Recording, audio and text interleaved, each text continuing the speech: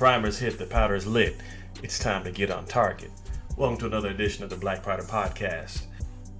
There's so many varieties of topics to talk about, ranging from the Kroger shooting that happened in Tennessee, what's gone on in Afghanistan with the weapons that have been confiscated by Al-Qaeda, and a topic that I've recently thought of, relationship retaliation. There's so many different things I want to talk about. Even the mistakes I made whenever I first got involved in the Second Amendment community. Not necessarily in the beginning, because my first purchase was a shotgun, so I couldn't carry that around back and forth. But a little bit after that, as I started to get deeper into my journey. But nonetheless, we'll probably get into that a little bit later on. I especially would like to talk about how I went about purchasing my first firearms. I know that's very crucial, especially whenever it comes to other people and their decisions as far as purchasing a rifle, a shotgun, or a handgun.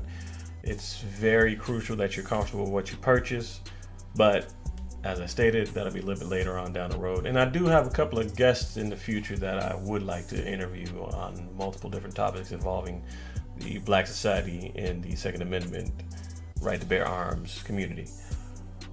Nonetheless, though, this one is for those of you that do have firearms already. Let's just dive straight into it. Your car is not your holster. I've seen multiple news events about this. I've heard so many people having their firearms stolen.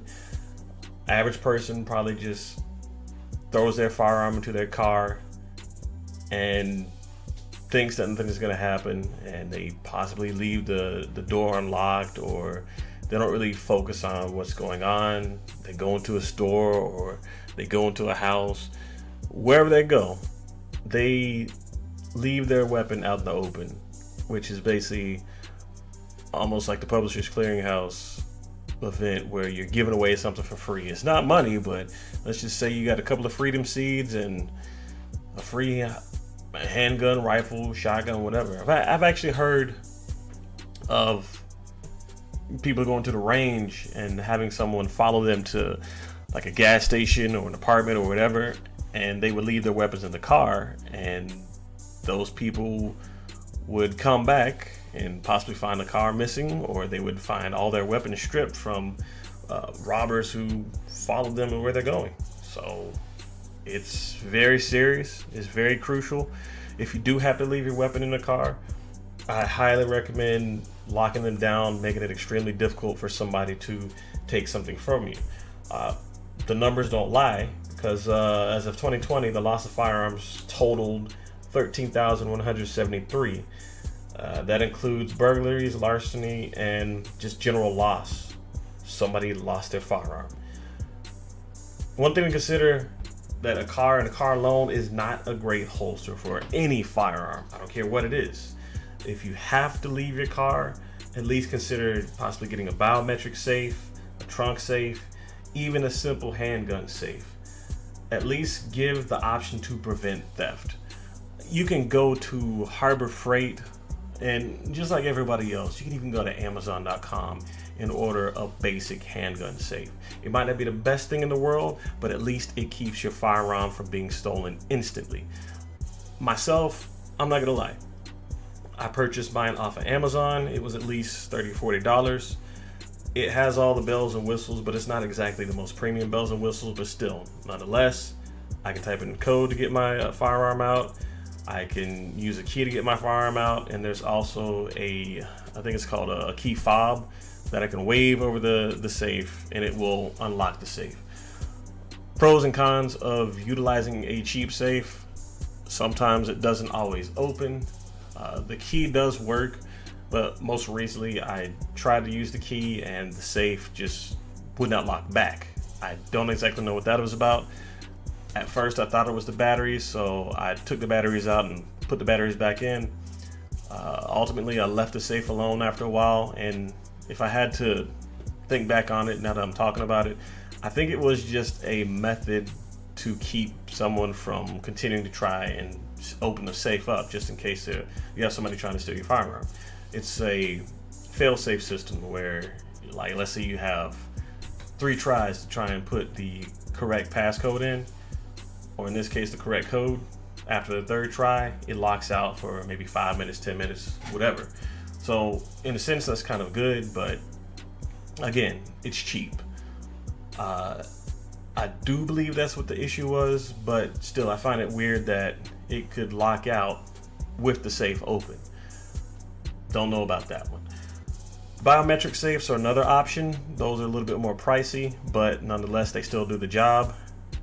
They basically allow you to put your fingerprint into a system. So anytime you have to access the gun, all you have to do is not just a finger. Well, actually, I was gonna say thumb, but you can use any finger, but mainly it's probably gonna be your thumb. But basically, you press your thumb against the biometric scanner.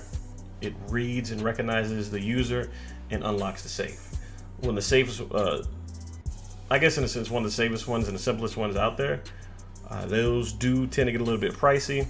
I know Coleon Noir has his own brand. Well, not really his own brand, but he kind of champions a certain type of biometric safe, and he stands by it. So that justifies the price being more than $100. Like I said, it boils down to what you're willing to spend, but at least get something out there to prevent your firearm from being stolen. Pretty much leaving your firearm in the car is on the same level as leaving a child in the car. It's careless, and there will be a loss of life from those idiotic actions. Now, I know a child is different from a firearm, but at the end of the day, whether it's past, present, or future, if you leave a child in the car, we already know the consequences. And that's an idiotic thing to do. Again, there's been multiple situations, just like the firearms, where children have been left in the car and it's never ended well. It's varied from potential loss of life, to children being stolen, to children being taken out of the car and left on the ground as the vehicle was stolen. Every now and then you might have somebody steal the car and realize, oh shit, there's a kid in the car, and they come back and somehow drop the child off at a fire station or a gas station, whatever. Those are small anecdotal instances, but nonetheless, it is careless, irresponsible, and shouldn't be done. I don't care if you got to go inside to get a big gulp from 7-Eleven. You don't leave your kids in the car. That's the same type of energy that needs to be had whenever it comes to leaving your firearms in the car. Loss of life may also be instant, because if somebody accesses your car and takes your firearm out, you do not know what they have planned. That is current. In the future, it could be different. Someone could take that same firearm, utilize it in a murder, a crime, whatever, and that will eventually lead up to a loss of life as well. That's why I say it's the same energy. You have to be a responsible gun owner. If you have the money and the right to exercise your bare arms, you also are taken upon the right to respectfully carry that firearm and respectfully take care of it.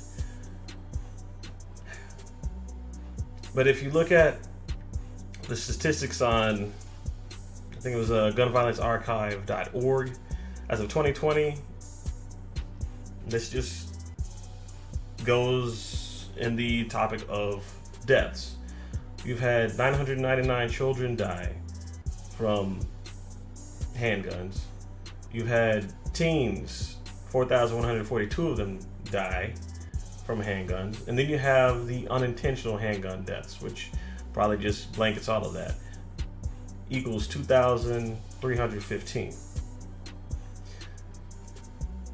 On this topic of leaving your handgun in a car, I might as well go ahead and segue into the fact that when it comes to home safety, you also need to have the same energy.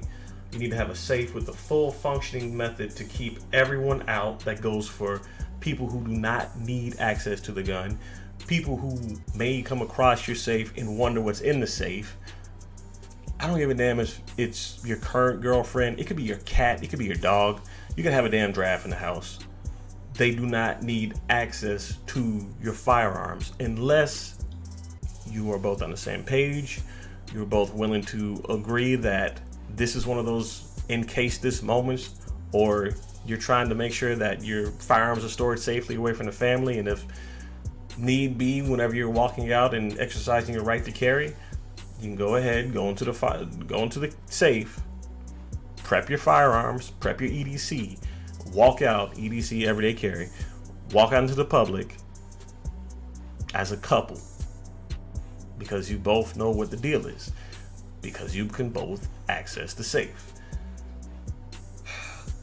But still, and I know this is, I'm saying a lot, but this is a serious subject that most people need to consider.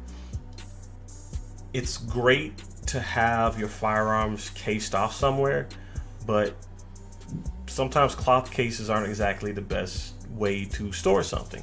If I have a handgun and I have a handgun bag, as a single person, okay, fine. Maybe that'll work well, especially if I put it in a place where only I know it's at. But as a person who may have children or curious people in and out of my house, it's not exactly the best thing to do. If all I need to do is unzip one zipper that's not even locked by, I don't know, at the very least a TSA lock, that's Pandora's box waiting to open up.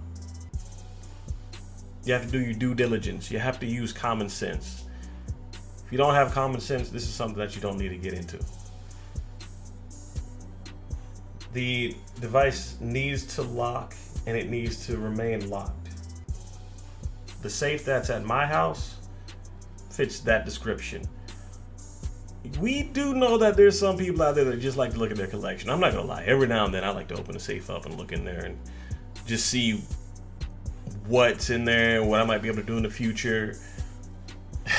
Yeah, I cannot wait to tell you all the mistakes I made purchasing certain firearms and doing certain things to them, but that'll come a little bit later. Like I said, that might be the next episode, I don't know. But nonetheless, stays locked until I need to access something. It also needs to be difficult for your family members to access. We've all seen those ads or those commercials or those television shows where you have a young child, possibly a toddler, they get curious, or a child that might be 10 or 13. They watch a lot of action shows because their parents were like, yeah, it's okay, he's got to understand what it's about. Yeah, she won't do that. Nonetheless, they may see something that they've seen on TV, and just like the television, they might have a friend over or something and say, hey, you want to see something cool? Look what my dad's got. And then they run around the room playing cops and robbers or whatever these kids are playing nowadays, I don't know. And lo and behold, the gun goes off. I don't know about other people, but when I store my firearms, I make sure that they are unloaded. The only time that I will actually have a firearm loaded is if potentially I go to sleep. The last thing I need to do is, like Bill Burr said, run around the entire house trying to assemble a firearm in order to make sure that the burglar doesn't try and hurt anyone in this house. That's not exactly how it works. If I go to sleep and something goes down, I definitely need to make sure that I'm ready to respond as soon as something doesn't even feel right, sound right, whatever. As a matter of fact, I think it was last week, and I know it's kind of against the castle doctrine, but I wasn't by myself, and I was worried about the person I was with. Last week, I heard a noise. The person I was with, my girlfriend, I said, hey, did you hear that? Is everything okay? And she said, I don't know what that was. And I said, I don't know what that was. So obviously, I grabbed my shotgun, and I cleared the rooms. I walked through the house to make sure everything was okay. I did it smart, because if you are bold enough to try and clear a room, the last thing you want to do is have your whole frame out there like, okay, I'm coming to get you. I hope you're not in the house. I've been waiting for you. Yeah, you don't want to do anything like that. It's not going to end well. And if you are the only one that can clear the house, you don't need to be the last line of defense, especially whenever somebody else is in the house. Because if you're gone, nobody can protect them. Unless they're ready to face it, nobody can protect them. So you have to do things smart. needs to be accessible only by those who are given access to the safe. Okay, this is one that gets a little tricky whenever it comes to families. As far as accessible, if it's parents or if it's just the person who owns those firearms and they're living by themselves, or if the parents have children, these should be the primary people to access that safe. When it comes to kids, teenagers, honestly, I think it depends on the maturity level and the relationship that they have with parents. If I know that I have a troubled teen, or if my teen seems like they are a little bit more, let's just say, in a negative zone with their emotions, I highly recommend that you consider not allowing them access to the safe or whatever you have your firearms in. Another thing is, if you have a violent teenager or like a violent child who's old enough to realize and utilize what a firearm is, what the consequences are, how to act around it. Like I said, if they're violent, that's just negative. The last thing you want in your hands is an incident like I just mentioned above, where the children are playing with the firearm, it goes off. Now all of a sudden, at the very least, you might have a hole in the house. At the very most, you might not be able to explain what happens in the end. But regardless, I look at it like this. No relationship or teaching of gun safety or repercussions equals no gun or safe access. So if you happen to have a child who's interested, not just a child, teenager, whatever, because I do feel personally it is a good idea to familiarize a younger child with what the device is and what it can do, and how there are certain things that the device can do that cannot be taken back.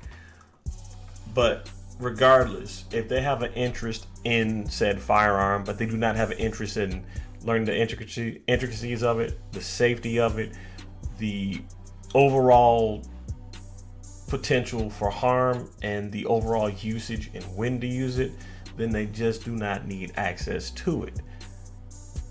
End of the day, the main thing that needs to be done as far as adhering to this lockdown protocol, keeping your arms out of reach of those who do not need access to it, it boils down to the responsibility of the person who is the primary owner of those firearms, and it boils down to the respect of those firearms as well. Because firearms are basically like riding a horse. You think you have control over something that is unpredictable. Think about that.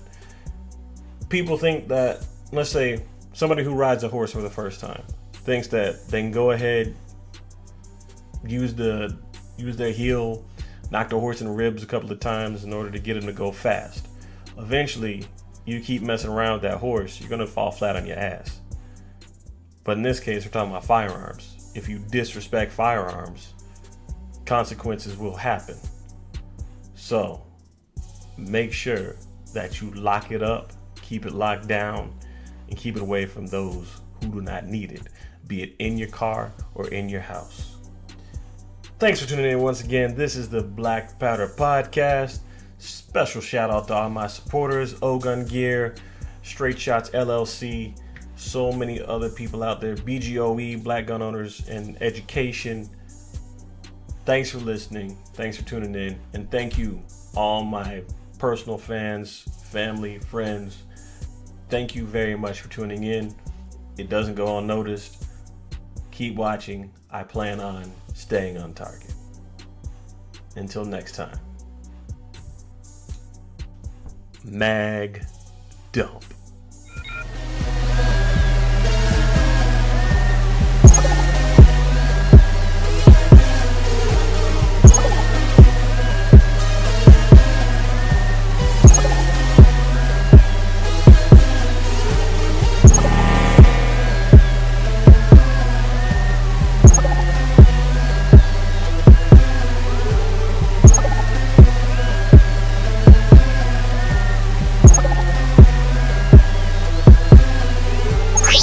That's it, man. Game over, man. It's game over.